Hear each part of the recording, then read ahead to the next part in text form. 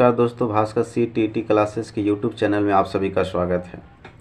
आज हम बात करने वाले हैं भारत के सभी प्रमुख नदियों के बारे में, तो ध्यान से सुनेंगे और सेशन काफ़ी लंबा होने वाला है, तो ध्यान से सुने और आगे स्टार्ट करते हैं हम अपने सेशन को। सबसे पहले अगर हम बात करें एस्चुअरी क्या होता है और डेल्टा क्या होते हैं। सबसे पहले एस्चुअरी की बात करें तो सागर तट पर स्थित आधा बंद खारे पानी का वह क्षेत्र जहां नदियों का ताज़ा पानी और समुद्र के खारे पानी एक साथ मिलते हैं। वैसा क्षेत्र जहां पर नदियों के ताज़े पानी और समुद्र के खारे पानी एक साथ मिलते हैं, उस क्षेत्र को क्या बोलते हैं, एस्चुअरी कहा जाता है। हमारे भारत में नर्मदा, ताप्ती और मांडवी नदी जो है एस्चुअरी का निर्माण करते हैं। एस्चुअरी का मतलब क्या होता है, ज्वार नदमुख होता है। जैसे कि फिगर के द्वारा हम देख सकते हैं, ये जो आपको फिगर में दिखाई पड़ रहा है, यहाँ पर नदियों के ताज़े पानी और समुद्र के खारे पानी दोनों एक जगह पर जो मिल रहे हैं, यही क्या कहलाती है, एस्चुअरी, यानी कि ज्वार नदमुख बोला जाता है। इसी को बोला जाता है ज्वार नदमुख, हिंदी में बोला जाता है इसको। नेक्स्ट बात करते हैं डेल्टा क्या होती है। तो जहाँ नदी जहाँ महासागर से मिलती है, उस जगह नदी द्वारा बहाकर लाई गई मिट्टी के कारण नदी की धारा कई धाराओं में बढ़ जाती है। उस त्रिभुजाकार क्षेत्र को डेल्टा कहा जाता है। डेल्टा प्रायः उपजाऊ मिट्टी का निर्माण करते हैं। डेल्टा क्या होते हैं कि नदियों के द्वारा निक्षेपित मिट्टी, जब स्थिति क्या होती है कि जब नदियाँ जहाँ से समुद्रों में मिलते हैं तो इनकी जो गतियाँ हो जाती, धीमी हो जाती है। उस कारण से नदी द्वारा निक्षेपित मिट्टी एक जगह पर एकत्रित हो जाते हैं और नदी की धारा अनेक धाराओं में बढ़ जाती है, जिस वजह से त्रिभुजाकार जो शेप बनता है, इसको डेल्टा बोला जाता है। और जो भी डेल्टा वाली भूमि होते, काफ़ी उपजाऊ भूमि होते हैं, जिसको जैसे अगर बात करें तो भारत में गंगा, ब्रह्मपुत्र, महानदी, गोदावरी, कृष्णा, ये सभी नदी जो है इसे डेल्टा का निर्माण करती है। डेल्टा देखेंगे आप इस प्रकार से फिगर के माध्यम से देखें तो नदियाँ क्या है कि नदियाँ बहकर के आती है और इस तरह से समुद्र में मिलने से पहले निक्षेपित हो जा रही मिट्टियाँ, सभी निक्षेपित मिट्टियों में नदी की धारा अलग अलग दिशाओं में बढ़ जा रही है। तो इस प्रकार से डेल्टा का निर्माण होता है। नेक्स्ट बात करते हैं अपवाह तंत्रों के बारे में समझते हैं। अपवाह तंत्र आखिर होता क्या है। अपवाह तंत्र के बारे में अगर बात करें तो मुख्य धारा से अन्य जो सहायक नदियाँ मिलती है, मुख्य धारा में अन्य सहायक नदियाँ जो मिलती है उसे नदी तंत्र का निर्माण करती है, ये अपवाह तंत्र कहलाती है। अपवाह तंत्र वह सब जहाँ क्षेत्र के नदी तंत्र की व्याख्या करता है, मतलब एक नदी तंत्र की व्याख्या करता है, जिसमें अलग अलग दिशाओं से छोटी छोटी धाराएं आकर मुख्य नदी में जो मुख्य नदी का निर्माण करती है, उसे क्या बोलते हैं, नदी तंत्र या अपवाह तंत्र के नाम से जाने जाते हैं। यहाँ पर अलग अलग दिशाओं से छोटी छोटी धाराएं आती है जो कि मुख्य नदी की सहायक नदी के रूप में जाने जाती हैं। तो ये हो गया बच्चे अपवाह तंत्र के बारे में। नेक्स्ट बात करते हैं, अगर यदि हम देखें तो अपवाह तंत्र को दो भाग में बांट के पढ़ते हैं। जैसे भारत है, अब भारत में दो प्रकार के अपवाह तंत्र पाए, उनके दो भागों में बांट करके हम अपवाह तंत्रों को पढ़ते हैं। पहला जो हो जाता है हिमालयी अपवाह तंत्र और दूसरा होता है प्रायद्वीपीय अपवाह तंत्र। प्रायद्वीपीय यानी कि नीचे वाला जो सेक्टर, नीचे वाला जो भाग पड़ता है, ये प्रायद्वीपीय वैसे भूभाग को बोला जाता है जो तीनों तरफ से पानी से घिरा हो। तो भारत का देखेंगे, इधर अरब सागर से, इधर का बंगाल खाड़ी, इधर हिंद महासागर से, तीनों तरफ से जो वैसे भूमि जो तीन तरफ से पानी से घिरा हो, वैसे प्रायद्वीपीय भाग कहलाते हैं। तो भारत में दो प्रकार के अपवाह तंत्र बनते हैं। हिमालयी अपवाह तंत्र जो हिमालय की तरफ से नदियाँ निकलती हैं और कुछ मैदानी भागों में निकलती है, उसे प्रायद्वीपीय अपवाह तंत्र के नाम से जाना जाता है। नेक्स्ट बात करते हैं, सबसे पहले अगर हिमालयी अपवाह तंत्र की बात करें तो सिंधु नदी तंत्र की बात करते हैं। इसमें सिंधु नदी तंत्र देखेंगे, सिंधु नदी का उद्गम स्थान तिब्बत के मानसरोवर झील से होती है। तिब्बत के मानसरोवर झील से होती है उद्गम स्थान, और यह लद्दाख में दमचोक से एंटर करती है और गिलगिट होते हुए दर्दिस्तान में, पाकिस्तान के दर्दिस्तान में प्रवेश कर यह अरब सागर में मिल जाती है। ये होती है, यानी कि सिंधु नदी का उद्गम स्थान तिब्बत के मानसरोवर झील से। तो सिंधु नदी तीन देशों से होकर बहती है। सबसे पहला तो चीन देश, दूसरा भारत और तीसरा पाकिस्तान। चीन, भारत और पाकिस्तान। चीन के तिब्बत स्थित मानसरोवर झील के निकट इसका उद्गम होता है और उत्तर पश्चिम दिशा में बहती हुई नदी भारत के लद्दाख के दमचोक के पास, यहाँ दमचोक के पास एंटर करती है और गिलगिट से होते हुए आगे बढ़ती है। और दर्दिस्तान में प्रवेश करती है। कराची से पूर्व होते हुए यह अरब सागर में मिल जाती है। यह जो नदी है कराची से पूर्व दिशा की ओर बहती है और अरब सागर में यह जाकर के मिल जाती है। अगर इसकी लंबाई की बात करें तो सिंधु नदी की लंबाई है 2880 किलोमीटर। इसको याद रखेंगे, 2880 किलोमीटर कुल सिंधु नदी की लंबाई है। अब बात करते हैं इनकी प्रमुख जो सहायक नदियां हैं जो नदी तंत्र का निर्माण करती हैं।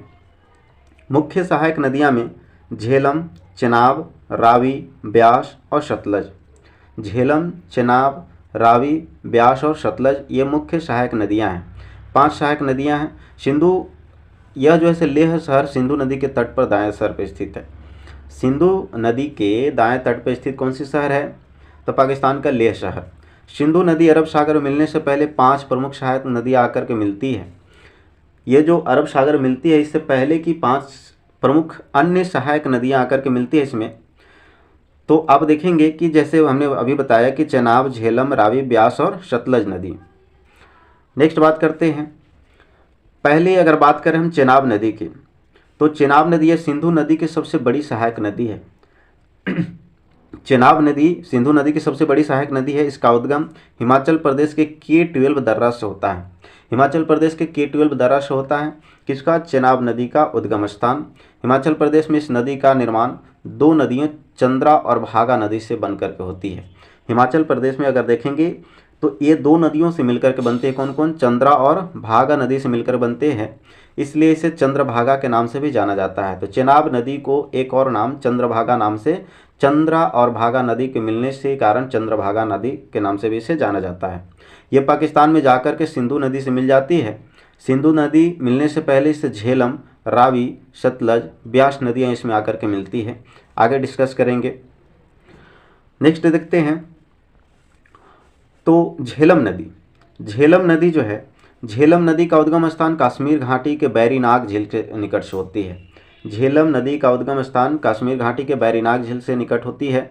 यह नदी 170 किलोमीटर दूरी, यानी कि इस नदी की लंबाई अगर बात करें झेलम नदी की, तो झेलम नदी की लंबाई 170 किलोमीटर होती है और यह भारत पाकिस्तान का सीमा का निर्माण करते हुए पाकिस्तान के झंग के निकट चेनाब नदी में मिल जाती है। ये जो स्थान पड़ता है आपको झंग, पाकिस्तान में एक झंग स्थान है जहाँ पर जाकर के झेलम नदी चेनाब नदी से मिल जाती है। नेक्स्ट बात करते हैं रावी नदी की। यह नदी हिमाचल प्रदेश के रोहतांग दर्रे से निकलती है।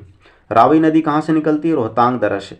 रोहतांग दर्रे से रावी नदी, चेनाब नदी K12 दर्रा से और झेलम नदी बैरीनाग झील से निकलती है। रावी नदी जो है से कश्मीर के पंजाब से होते हुए पाकिस्तान के झंग के निकट चेनाब में मिल जाती है। तो दोनों नदियाँ यानी कि झेलम नदी और रावी नदी दोनों पाकिस्तान के झंग के निकट जाकर के यह चेनाब नदी में मिल जाती हैं, जिसमें झेलम नदी की लंबाई 170 किलोमीटर पड़ता है। नेक्स्ट बात करते हैं सतलज नदी के बारे में। सतलज नदी का भी उद्गम स्थान तिब्बत के राक्षस ताल झील से होती है, जो कि कुछ दूरी तक सिंधु नदी के समांतर में यह बहता है इस तरह से। तो देखेंगे यह नदी तिब्बत के राक्षस ताल झील से निकलती है और सिंधु नदी के समांतर बहती हुई हिमाचल प्रदेश में प्रवेश करती है। आगे पंजाब होते हुए पाकिस्तान के बहावलपुर में चेनाब नदी से जाकर के मिल जाती है। तो सतलज नदी जो है यहाँ पर जाकर मिलती है, यानी कि इस जगह का नाम बहावलपुर है पाकिस्तान में, वहाँ पर जाकर के सतलज नदी मिल जाती है। यानी कि सतलज नदी का उद्गम स्थान बोले तो राक्षस ताल है ना, और यह स्टार्टिंग में सिंधु नदी के समांतर में बहती है, उसके बाद जाकर के यह बहावलपुर में मिल जाती है। चेनाब में मिलने वाली इससे पहले ब्यास नदी आकर के मिलती है। देखेंगे ब्यास नदी जैसे हमने पीछे बताया कि रावी नदी, तो रावी नदी के जैसे बात हमने किया था, तो रावी नदी कहाँ से निकलती है? रोहतांग दर्रे से। तो सेम यहाँ भी अगर देखेंगे तो रावी नदी और ब्यास नदी, रावी नदी और ब्यास नदी दोनों जो है रोहतांग दर्रे से ही निकलने का काम करते हैं। तो चेनाब नदी से मिलने से पहले ब्यास नदी आकर इसमें मिलती है। बात करते हैं ब्यास नदी के बारे में, तो रोहतांग दर्रे से निकली ब्यास नदी हिमाचल प्रदेश के कुल्लू घाटी से बहते हुए, ब्यास नदी हिमाचल प्रदेश के कुल्लू घाटी से बहते हुए पंजाब के हरीके में सतलज नदी से जाकर के मिल जाती है। यह पंजाब का जगह है एक हरीके, यह जो जगह दिखाई पड़ रहा है ये इस जगह का नाम क्या है? हरीके। आगे हम जिक्र करेंगे कि इसी जगह से पंजाब के हरीके से ही कौन सा इंदिरा गांधी नहर का निर्माण हुआ था। इंदिरा गांधी नहर इसी हरीके स्थान से निकलती है, जो कि राजस्थान में काफ़ी लंबी दूरी तय करती है। नेक्स्ट बात करते हैं, अगर हम देखें नोट में हर एक तरीके से हरीके क्षेत्र में जो हमने ब्यास और सतलज नदी के संगम की बात की, जैसे कि हम यहाँ पर बात करें अभी जो हमने बात किया कि इंदिरा गांधी नहर के बारे में, तो हरीके में जो है ब्यास और सतलज नदी का संगम है, वहाँ से ही एक नहर निकलती है जिसका नाम इंदिरा गांधी नहर है, जो कि पंजाब और राजस्थान से होकर के, राजस्थान में इसकी लंबाई अधिकतम 470 किलोमीटर है, पंजाब से होती है, हरियाणा राजस्थान से होकर गुजरती है। तो पंजाब में बहुत कम समय, लेकिन राजस्थान वाले एरिया में लगभग 400 किलोमीटर ये लंबी दूरी तय करती है। ध्यान दीजिएगा कि पाकिस्तान के बहावलपुर में जब सतलज नदी चेनाब नदी से मिलती है, तब यह चेनाब में मिलकर के पंचनद का निर्माण करती है। मतलब सिंधु नदी में मिलने से पहले 45 किलोमीटर तक ये नदियाँ, पाँचों नदियाँ आगे बढ़ती हैं। जैसे कि आप फिगर में यह देख सकते हैं कि पांचों नदियाँ आकर के यहाँ पर मिल जाती हैं बहावलपुर में। बहावलपुर से सिंधु नदी तक डिस्टेंस कवर करने में ये जो डिस्टेंस आपको पड़ेगा 45 किलोमीटर, यानी कि पांचों नदियाँ पंचनद जो दूरी तय करती है, यह कितने किलोमीटर की, 45 किलोमीटर तक एक नदियाँ एक साथ यह बहने का काम करती है। नेक्स्ट हम बात करते हैं सिंधु जल समझौता। अब देखेंगे यहाँ पर सिंधु नदी, झेलम, चेनाब, रावी, ब्यास और सतलज, इन सभी नदियाँ जो है भारत से होकर के ही गुजरती है। तो अगर भारत चाहे तो इन सभी 5-6 नदियों की पानी रोक सकता है, जिससे पाकिस्तान में काफ़ी किल्लत हो जाएगी। तो पाकिस्तान में जल की किल्लत हो जाती, इसलिए पाकिस्तान और भारत में एक सिंधु जल समझौता किया गया। इसके द्वारा क्या किया गया कि पानी के वितरण को लेकर के 1960 में हुई भारत पाकिस्तान के बीच एक जल संधि है ना। इस समझौते के अनुसार 3 पूर्वी नदियाँ ब्यास, रावी और सतलज, कौन कौन, ब्यास, रावी और सतलज जो है यह भारत के नियंत्रण में रहेंगी। ये 3 नदियाँ भारत के नियंत्रण में, बाद बाकी सिंधु नदी, झेलम और चेनाब, इन तीनों नदियाँ पाकिस्तान के नियंत्रण में दे दिया गया। सिंधु जल समझौता 1960 में हुई थी भारत और पाकिस्तान के बीच। आगे बात करते हैं गंगा नदी तंत्र। गंगा नदी तंत्र में देखेंगे कि गौमुख से भागीरथी निकलती है और अलकनंदा, यह भागीरथी और अलकनंदा जिस जगह पे मिलती है उस जगह का नाम क्या है, देवप्रयाग। उससे आगे जो निकल कर बहती है उसको गंगा नदी का नाम दिया गया है। गंगा नदी भारत की सबसे लंबी नदी है। इसकी कुल लंबाई 2525 किलोमीटर। गंगा नदी की लंबाई कुल 2525, याद करने में कोई भार नहीं है, 2525 किलोमीटर गंगा नदी की लंबाई पड़ती है। मैं बता दूं आपको कि भारत में यह जो कुल लंबाई बहती है 271 किलोमीटर भारत में बहती है। बाद बाकी जो 454 किलोमीटर शेष लंबाई है वह बांग्लादेश में बहती है। वह कहाँ बहती है, तो बांग्लादेश में बहती है। तो भारत में सबसे लंबी नदी अगर बात किया जाए तो गंगा नदी, जिसकी लंबाई 2525 किलोमीटर है और इसकी लंबाई 271 किलोमीटर बाकी बांग्लादेश में, जैसे अभी मैंने बताया। देखेंगे सतोपथ हिमानी से निकलकर अलकनंदा, यह कहाँ से निकलती है, सतोपथ हिमानी से अलकनंदा नदी और गौमुख से निकलकर के भागीरथी जब देवप्रयाग में मिलते हैं तो यहाँ संयुक्त रूप से इसे क्या बोला जाता है, गंगा नाम दिया जाता है। आगे बात करते हैं गंगा नदी तंत्र में। गंगा नदी में 2 प्रमुख सहायक नदियाँ मानी जाती हैं। एक का नाम पिंडार और दूसरी क्या है, मंदाकिनी। पिंडार नदी और मंदाकिनी नदी 2 प्रमुख सहायक नदियाँ हैं। पिंडार नदी का संगम कर्णप्रयाग में होता है, अलकनंदा और पिंडार नदी का संगम कर्णप्रयाग में, मंदाकिनी और अलकनंदा का संगम रुद्रप्रयाग में देखने को मिलता है। अगर नोट में हम यहाँ बात करें तो प्रसिद्ध केदारनाथ मंदिर मंदाकिनी नदी के तट पर स्थित है। केदारनाथ मंदिर कहाँ है, मंदाकिनी नदी के तट पर स्थित है। अब बद्रीनाथ मंदिर अलकनंदा नदी के तट पर स्थित है। 2 बातें यहाँ से नोट करने वाले काफ़ी एग्जाम में पूछे जाते हैं कि केदारनाथ मंदिर किस नदी के किनारे स्थित है, तो मंदाकिनी नदी के किनारे, और बद्रीनाथ अलकनंदा नदी के किनारे स्थित है। अच्छा, इसमें हम थोड़ा सा बात कर लेते हैं, जैसे कि आप कैसे याद रखेंगे कि कौन सा संगम कहाँ पर हुआ है। जैसे अगर मान के चलिए एक विष्णु का फिगर है, सपोज दैट मान लेते हैं भगवान विष्णु हैं, तो इनका देखेंगे यह विष्णु हो गया है ना, यह क्या है, विष्णु है। ये हो जाएगा कर्ण, इनका है कान, और ये जो है इनका रुद्र है। ये पहने हुए क्या है, रुद्र है। तो इस प्रकार से हम याद कर सकते हैं कि विष्णु जी हैं और विष्णु जी का कर्ण में कुंडल है, कर्ण में क्या है, कुंडल है, और इनका रुद्राक्ष पहने हुए, रुद्र पहने हुए हैं। इन सभी सम्मिलित रूप को हम क्या बोल सकते हैं, देव बोल सकते हैं, देवता कहलाएंगे। ये सभी से जब मिल जाएंगे तो क्या कहलाएंगे, देवता कहलाएंगे। तो विष्णु प्रयाग सबसे पहले अगर देखेंगे ऊपर ऑर्डर से ही विष्णु प्रयाग, विष्णु प्रयाग में यानी कि धौली गंगा अलकनंदा का संगम विष्णु प्रयाग में, विष्णु प्रयाग में धौली गंगा और अलकनंदा का संगम, कर्ण प्रयाग में पिंडार नदी और अलकनंदा का संगम, रुद्र प्रयाग में अलकनंदा और मंदाकिनी का संगम। अब पूरी को मिलाकर के देव प्रयाग यानी कि देव प्रयाग में भागीरथी और अलकनंदा का संगम है। इस तरह से आप याद कर सकते हैं कोरिलेट करके। नेक्स्ट बात करते हैं गंगा नदी तंत्र के बारे में। गंगा नदी तंत्र के बारे में बात करें तो यह उत्तराखंड से निकलती है। गंगा नदी कहाँ से निकलती है, तो यह उत्तराखंड से निकलती है। जो गंगा क्या है, उत्तर प्रदेश और बिहार से होते हुए पश्चिम बंगाल तक बहती है। पश्चिम बंगाल में फरक्का स्थान पर, यहाँ पर देखेंगे फरक्का स्थान पर दो भागों में बढ़ जाती है। जैसे आपने सुना होगा कोलकाता नदी, कोलकाता जो है किस नदी के किनारे स्थित है, हुगली नदी के किनारे। तो इस फरक्के जगह पर गंगा नदी दो भाग में टूटती है, जिसका एक नाम क्या पड़ता है, दो धारा हो जाती है, जिसमें एक को हुगली बोला जाता है और दूसरी भागीरथी के नाम से आगे प्रवेश करती है। भागीरथी नदी बांग्लादेश में मुख्य धारा के रूप में प्रवेश करती है, जहाँ इसे पद्मा के नाम से जाना जाता है। भागीरथी को यह भी क्वेश्चन पूछा गया है कि गंगा नदी को बांग्लादेश में किस नाम से जाना जाता है, तो पद्मा के नाम से जाना जाता है, और पश्चिम बंगाल में यह भागीरथी के नाम से आगे बढ़ता है। पद्मा ब्रह्मपुत्र नदी जिसे बांग्लादेश, आगे देखेंगे अगर पद्मा नदी जो है आगे चल के ब्रह्मपुत्र नदी जिसे बांग्लादेश में जमुना बोला जाता है, यह जमुना से मिलकर के एक हो जाती है, और इस एक होने के बाद यह मेघना के नाम से जाना जाता है। अलग अलग नामों से जाने जाते हैं, जैसे देखेंगे उत्तराखंड से निकल कर के गंगा नदी बहती है, उत्तर प्रदेश और बिहार होते हुए पश्चिम बंगाल में जाकर के दो भाग में टूट जाती है। पहली हुगली कहलाती है, दूसरा भाग पद्मा कहलाती, भागीरथी कहलाती है। आगे चल के बांग्लादेश में यह पद्मा के नाम से, और उधर से जो ब्रह्मपुत्र नदी आती है तो ब्रह्मपुत्र नदी को जमुना के नाम से जाना जाता है, जाकर के संगम हो जाती है, और पूरी इस सम्मिलित रूप को आगे जो बढ़ती है इसको मेघना के नाम से जाना जाता है, यानी कि मेघना के नाम से जाकर के बंगाल की खाड़ी में यह प्रवेश करती है।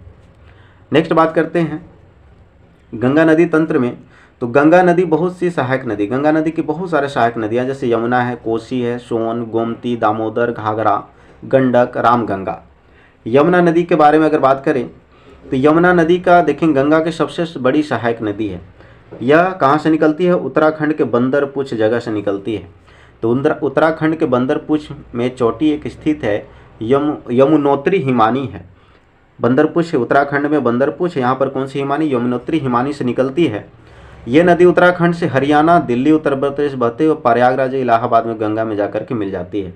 देखेंगे यह कहाँ से, हरियाणा, दिल्ली, उत्तर प्रदेश से बहते हुए, और यह जाकर के उत्तर प्रदेश के प्रयागराज में स्थान पर मिल जाती है, जिसको हम लोग इलाहाबाद के भी नाम से जानते थे। यमुना नदी का प्राचीनतम नाम कालिंदी नदी है। एक बात और याद रखेंगे कि यमुना नदी का प्राचीनतम नाम क्या नाम है, कालिंदी नदी है। यमुना नदी की बहुत सहायक नदियों में अगर देखेंगे यहाँ से कि यमुना नदी कैसे कैसे बह रही है, इसके बाद इसके में यमुना नदी की भी सहायक नदियों में जैसे कि मध्य प्रदेश की इंदौर से चंबल नदी, मध्य प्रदेश के भोपाल से बेतवा नदी, और मध्य प्रदेश से ही केन नदी निकलती है। यानी कि यमुना नदी का कौन कौन सहायक नदी होंगे, चंबल नदी, बेतवा नदी, केन नदी। ये तीन नदियाँ किनकी सहायक नदी हैं, यमुना नदी की सहायक नदी है। नेक्स्ट बात करते हैं चंबल नदी के बारे में। तो चंबल नदी आखिर निकलती कहाँ से, सब इन्होंने बताया कि मध्य प्रदेश से। यह नदी मध्य प्रदेश के इंदौर स्थित महू क्षेत्र के जनापा पर्वत से निकलती है। कहाँ से निकलती है, मध्य प्रदेश के महू क्षेत्र है, वहाँ पर जनापा पर्वत से निकलती है, और उत्तर मध्य में बहते हुए नदी राजस्थान से होकर उत्तर प्रदेश के इटावा यमुना के पास जाकर मिलती है। यह जो जगह मिलती है कौन सी जगह, इटावा जगह पर जाकर के मिल जाती है।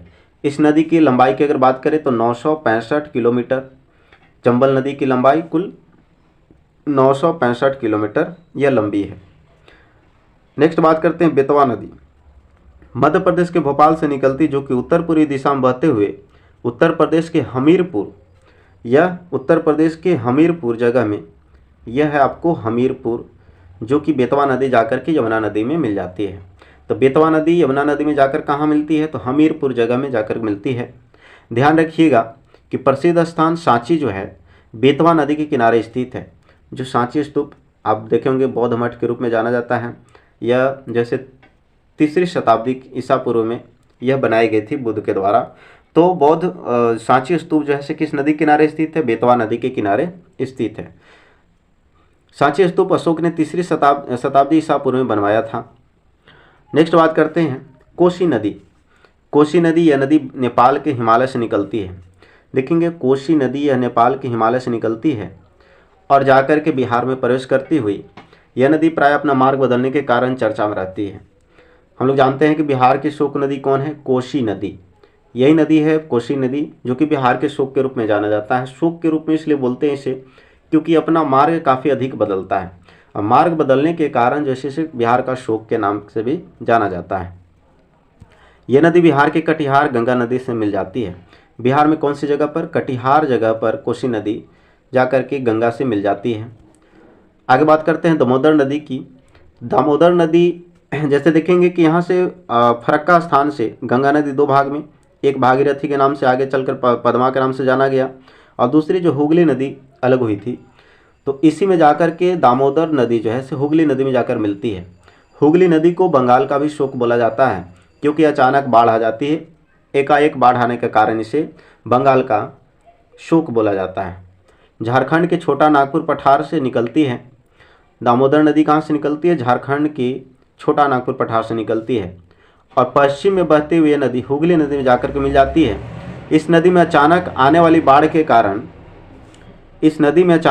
बाढ़ के कारण बंगाल का अभिशाप भी कहा जाता है। ध्यान रखिएगा कि प्रदूषण के कारण इन नदी को जैविक मरुस्थल कहा जाता है। यानी कि जैविक मरुस्थल किन नदियों को कहा जाता है? दामोदर नदी को। नेक्स्ट बात करते हैं गंगा नदी तंत्र में अगर बात करें तो गोमती नदी देखेंगे आप। इस नदी का उद्गम स्थान उत्तर प्रदेश के पीलीभीत स्थान गोमत ताल से होता है। गोमती नदी ये देखिए यहाँ पर आपको दिखाई पड़ा। गोमती नदी उत्तर प्रदेश के गोमत ताल से होती है, जिसे फुलहर झील भी कहते हैं। जिसे क्या बोलते हैं? फुलहर झील भी कहते हैं। गंगा नदी की एकमात्र ऐसी सहायक नदी है जिसका उद्गम मैदान से होता है। यानी गोमती नदी का उद्गम स्थान कहाँ से होता है? मैदानी भागों से होता है। एकमात्र ऐसा सहायक नदी जो कि मैदानी भाग से उत्पन्न होता है गोमती नदी, जिसे फुलहर के नाम से भी हम लोग जानते हैं, यानी कि गोमत ताल से होता है। सोन नदी मध्य प्रदेश के अमरकंटक नामक स्थान से निकलती है। सोन नदी मध्य प्रदेश के अमरकंटक नामक पहाड़ी से निकलती है। थोड़ा सा यहाँ पर गौर करेंगे कि सोन नदी और यहाँ पर आप देख रहे हैं यमुना नदी। सोन नदी और यमुना नदी को अलग करने का काम एक कैमूर की पहाड़ी करती है। देख रहे हैं बीच में यह कैमूर की पहाड़ी है जो कि सोन नदी को अलग करने का काम किससे कर रही है? यमुना नदी से अलग कर रही है। अगर यह कैमूर की पहाड़ी नहीं होती तो जाकर के सोन नदी भी यमुना नदी में मिल जाती। आगे देखते हैं मध्य प्रदेश के अमरकंटक नामक स्थान से निकलती है और उत्तर की ओर बहते हुए पटना के निकट गंगा में जाकर के मिल जाती है। सोन नदी कहाँ जाकर मिलती है? पटना के निकट गंगा नदी में जाकर के मिल जाती है। नोट में आप याद रखेंगे कि सोन नदी यमुना नदी के बीच जल विभाजन का काम कैमूर पहाड़ी, जैसे हमने बताया अभी कि कैमूर पहाड़ी जो है सोन नदी यमुना नदी के बीच में जल विभाजन का काम करता है। इसके अलावा गंगा की सहायक नदियों में घाघरा, सरयू के नाम से भी जाना जाता है और गंडक नदी गंगा के बाएं तट से आकर के मिलती है। जैसे देखिए गंडक नदी कहाँ से निकलती है? नेपाल से निकल करके बाएं तरफ से आकर के मिलती है। घाघरा नदी भी बाएं तरफ से मिलती है। कोसी नदी भी आकर के बाएं तरफ से मिलती है। तो बाएं तरफ से मिलने वाली कौन कौन सी नदियाँ हो गई? बाएं तरफ से मिलने वाली नदियाँ गोमती, घाघरा, गंडक, कोसी। गोमती, घाघरा, गंडक, कोसी। नेक्स्ट बात करते हैं ब्रह्मपुत्र नदी के बारे में। ब्रह्मपुत्र नदी यह नदी तिब्बत, भारत और बांग्लादेश से होकर के बहती है। जैसे यहाँ देखिए कि चीन के क्षेत्र से निकल कर के यह तिब्बत वाला एरिया से बहते हुए भारत होकर के बांग्लादेश में एंटर करती है। तो तिब्बत, भारत और बांग्लादेश से होकर के यह बहती है। यह नदी तिब्बत के मानसरोवर झील के निकट से निकलती है। कहाँ से निकलती है? तो यह तिब्बत के मानसरोवर झील से कौन सी नदी? ब्रह्मपुत्र नदी निकलती है। ध्यान रखिएगा कि ब्रह्मपुत्र, सतलज और सिंधु नदियाँ तिब्बत के मानसरोवर के पास से निकलती हैं। हमने पीछे बताया कि सिंधु नदी भी मानसरोवर झील से और सतलज नदी भी मानसरोवर झील से निकलती है राक्षस ताल झील से निकलती है बगल में। तो इस तरह से ब्रह्मपुत्र सतलज और सिंधु नदी जो है से तिब्बत के मानसरोवर झील के पास से ही निकलती है। तिब्बत से निकलने वाली इस नदी को तिब्बत से यरलुंग जंगबो के नाम से जाना जाता है। ब्रह्मपुत्र नदी को तिब्बत में यरलुंग जंगबो के नाम से जाना जाता है। जब यही प्रवेश करती है अरुणाचल प्रदेश में तो इसे दिहांग के नाम से जाना जाता है। आगे बात करते हैं, यह सांगपो के नाम से जाना जाता है। यह नदी भारत में असम घाटी में प्रवेश करती है जिसे ब्रह्मपुत्र के नाम से जाना जाता है। असम घाटी में ब्रह्मपुत्र के नाम से जाना जाता है। इस नदी को अरुणाचल प्रदेश में दिहांग के नाम से जाना जाता है। अभी जैसे हमने बताया कि अरुणाचल प्रदेश में दिहांग के नाम से, असम में ब्रह्मपुत्र के नाम से, और जब यही नदी बांग्लादेश में एंटर करती है तो यमुना के नाम से जाना जाता है। नेक्स्ट बात करते हैं, ब्रह्मपुत्र नदी इस असम घाटी में बहते हुए यह नदी बांग्लादेश में प्रवेश करती है जहाँ इसे यमुना के नाम से जाना जाता है। बांग्लादेश के यह गंगा पद्मा के साथ मिल जाती है और गंगा ब्रह्मपुत्र का संयुक्त मेघना के नाम से जाना जाता है। ये जो संयुक्त रूप से यहाँ से आगे बढ़ेंगे मेघना के नाम से आगे जाने जाते हैं। विश्व का सबसे बड़े नदी डेल्टा का यह निर्माण करती है जिसे सुंदरवन डेल्टा के नाम से जाना जाता है। सुंदरवन डेल्टा पश्चिम बंगाल में है। यह बंगाल की खाड़ी में जाकर के फिर मिल जाती है। ब्रह्मपुत्र नदियों की अगर सहायक नदी की बात करें तो तीस्ता, सुवनसिर, कमेंग, मानस, दिबांग, लोहित, बराक और कपिली, ये सभी नदियाँ ब्रह्मपुत्र नदी की सहायक नदियाँ हैं। तीस्ता, सुवनसिर, कमेंग, मानस, दिबांग दाएं तट से, आप दाएं तट से मिलने वाली नदियाँ देखेंगे तो कौन कौन से हो जाएंगे, दिबांग है और कमेंग है, सुरवीर है, तीस्ता है, और लोहित बराक बाएं तट से मिलते हैं आपको। तो दिबांग, लोहित, बराक ये सभी नदियां दाएं तट से आकर के ब्रह्मपुत्र नदी में मिलती हैं। नेक्स्ट बात करें, कुछ महत्वपूर्ण बिंदु याद रखेंगे कि तीस्ता नदी का उद्गम सिक्किम से होते हुए पश्चिम बंगाल से होते हुए बांग्लादेश में प्रवेश करती है। यह ब्रह्मपुत्र नदी से जाकर के मिल जाती है। देखेंगे सिक्किम से तीस्ता नदी का उद्गम स्थान होता है और यह पश्चिम बंगाल से होते हुए प्रवेश करती है और ब्रह्मपुत्र से जाकर के यह मिल जाती है। लोहित नदी को एक खून के नदी के नाम से भी जाना जाता है। लोहित नदी को खून की नदी से नाम से जाना जाता है। बराक नदी मणिपुर की पहाड़ियों से निकलती है। मणिपुर से मिजोरम, असम होते हुए बांग्लादेश में प्रवेश करती है। मेघना नदी में जाकर के यह मिल जाती है। बराक नदी कहाँ पर मिलती है तो मेघना नदी में जाकर के, यानी कि गंगा ब्रह्मपुत्र के संयुक्त रूप जो मेघना कहलाया वहाँ पर जाकर के बराक नदी मिलती है। बराक नदी का उद्गम स्थान मणिपुर में यह पहाड़ियों से होती है और जाकर के मेघना में मिल जाती है। ब्रह्मपुत्र नदी गंगा नदी के साथ मिलकर विश्व की सबसे बड़ी नदी डेल्टा सुंदरवन डेल्टा का निर्माण करती है। ब्रह्मपुत्र नदी में विश्व का सबसे बड़ा नदी द्वीप माजुली द्वीप स्थित है। ब्रह्मपुत्र नदी में ही एक माजुली द्वीप स्थित है जो कि कहाँ पड़ता है, असम में पड़ता है। असम में माजुली द्वीप स्थित है।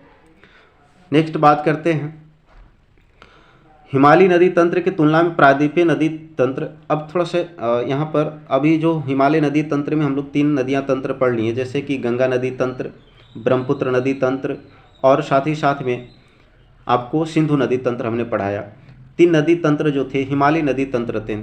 अब प्रायद्वीपीय नदी तंत्र के बारे में अगर बात करें तो प्रायद्वीपीय नदी तंत्र में जैसे हिमालय नदी तंत्र की तुलना में प्रायद्वीपीय नदी तंत्र बहुत अधिक पुराना होता है। ऐसा नहीं कि जो लोग सोचते हैं कि पहाड़ियों से निकलने वाली नदियां ही पुरानी हैं, लेकिन हमारे भारत में जो प्रायद्वीपीय नदियां हैं वो काफ़ी अधिक पुराने हैं। यानी कि प्रायद्वीपीय नदी तंत्र जो होते हैं हिमालय नदी तंत्र की अपेक्षा काफ़ी अधिक पुराने हैं। दक्षिण भारत की नदियाँ प्रायः वृक्ष अनुमा अपवाह तंत्र बनाती है।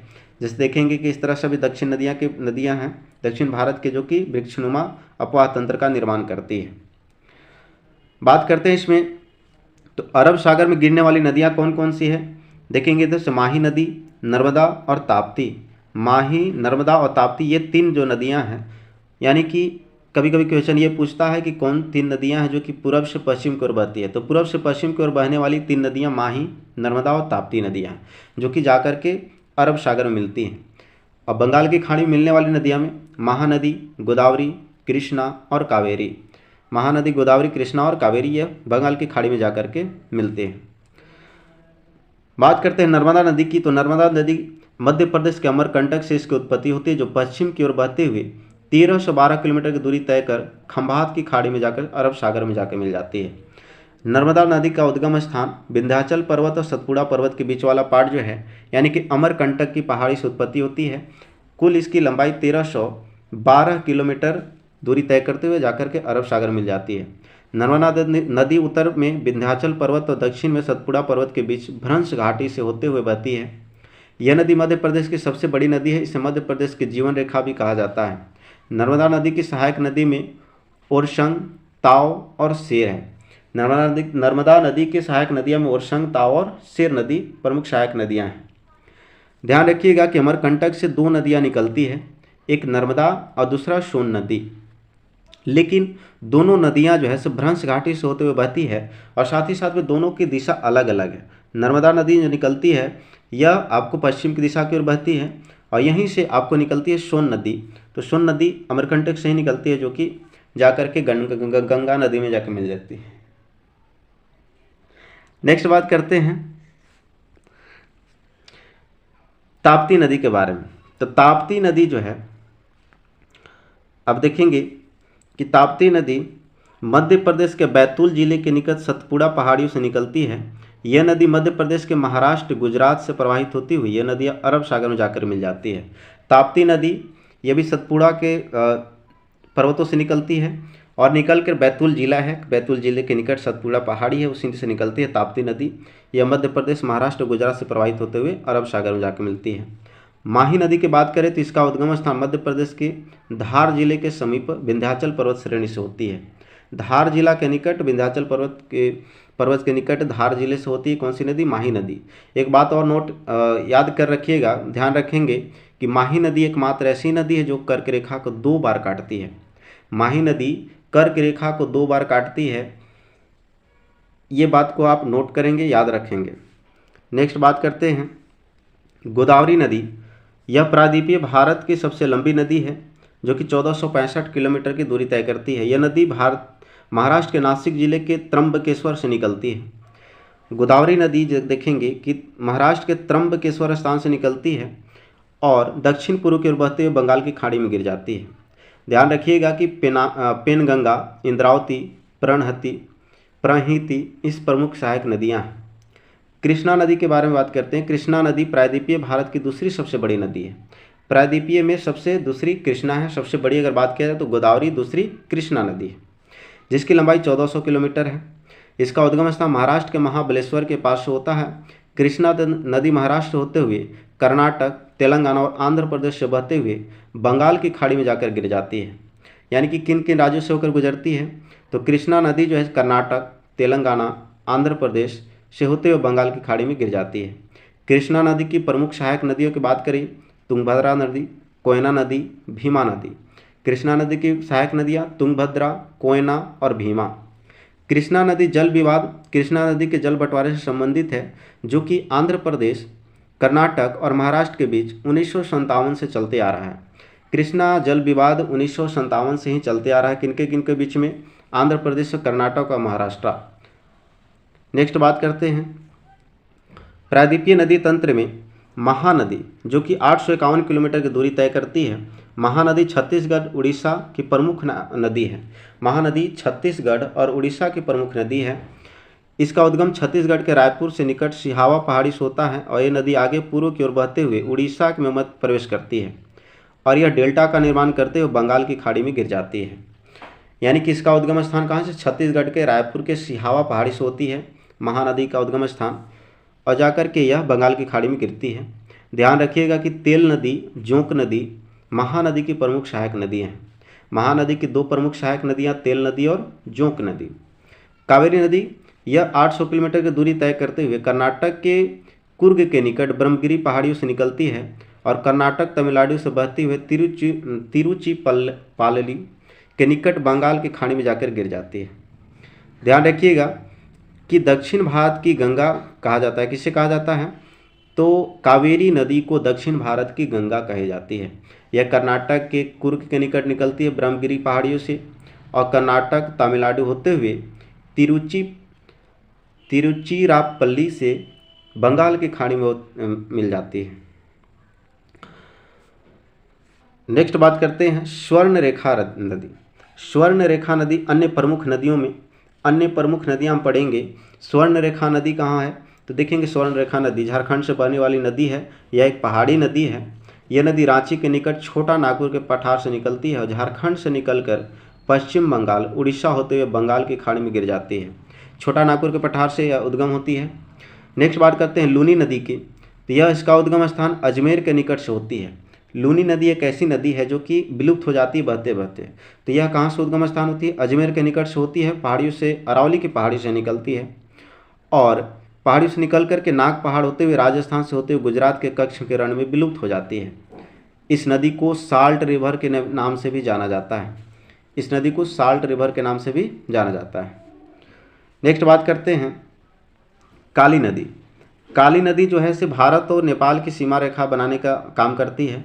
इस नदी को शारदा और कालिंगा के नाम से भी जाना जाता है, काली गंगा के नाम से। तो काली नदी को काली गंगा और शारदा के दोनों के नाम से जाना जाता है। यह नदी हिमालय के स्थित काला पानी नामक स्थान से निकलती है। हिमालय में स्थित एक जगह है काला पानी, वहाँ से काली नदी निकलती है और उत्तराखंड उत्तर प्रदेश से होते हुए नदी घाघरा नदी के साथ मिल जाती है। ध्यान रखिएगा कि काली नदी पूर्व और नेपाल में भारत की अंतर्राष्ट्रीय सीमा बनाती है। जैसे यहाँ देखेंगे भारत और नेपाल की अंतर्राष्ट्रीय सीमा बनाने के जो काम करती है कौन सी नदी, काली नदी। नेक्स्ट बात करते हैं पेनार नदी। पेनार नदी भारत की प्रमुख नदी है। यह नदी कर्नाटक से नंददुर्ग पहाड़ी से निकलती है और पूर्व की 970 किलोमीटर की दूरी बहकर बंगाल की खाड़ी में गिर जाती है। तो ये थे पूरे के पूरे भारत में बहने वाली नदियाँ, और आप इसे अच्छा से देख लें और मिलते हैं नेक्स्ट वीडियो में। तब तक के लिए जय हिंद, बाय बाय।